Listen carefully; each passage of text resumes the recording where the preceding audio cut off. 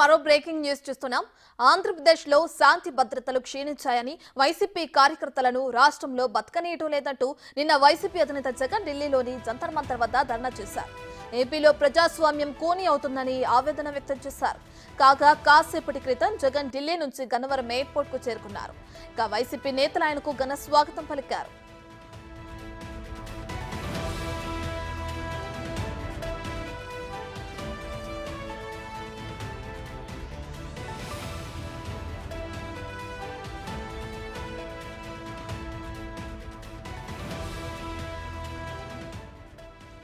జగన్ 3 రోజులు ఢిల్లీ పర్యటనలో ఉంటారని పార్టీ నేతలు తెలుపగా 2 రోజులకే తిరుగు ప్రయాణం అవడంతో ఆంతర్యం ఏముందనే చర్చ కూడా జరుగుతుంది.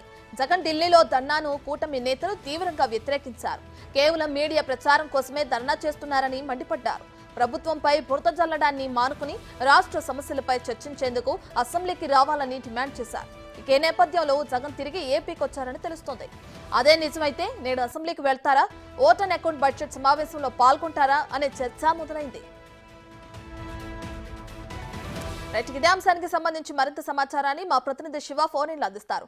రైట్ శివ, జగన్ ఢిల్లీ టూర్ అయిపోయింది అంటే 3 రోజులు చెప్పిన తర్వాత 2 రోజులకి ఆయన తిరుగు ప్రయాణం అయిపోయారు. ఇప్పుడు గన్నవరం ఎయిర్పోర్ట్ లో ల్యాండ్ అవ్వడం కూడా మనం చూస్తున్నాం. అయితే ఈ రోజు ఓట్ అండ్ అకౌంట్ బడ్జెట్ కూడా ఉంది అటు ఏపీలో. దీనికి సంబంధించి జగన్ హాజరవుతారంటారా?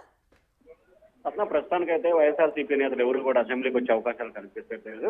అయితే 3 రోజుల పాటు ఢిల్లీలో ఉండి ప్రధానమంత్రి, రాష్ట్రపతి, హోంమంత్రి అపాయింట్మెంట్లు వైసీపీ అధినేత కోరారు. కానీ అపాయింట్మెంట్ లభించకపోవడంతో ఈ రోజు పొద్దున్న ఆయన తిరిగి అమరావతి చేరుకున్నారు.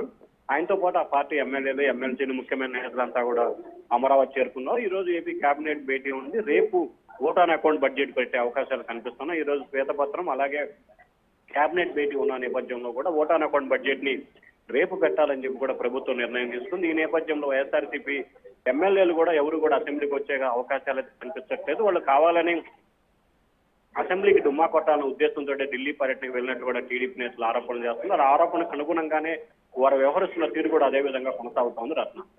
Right, thank you Shiva.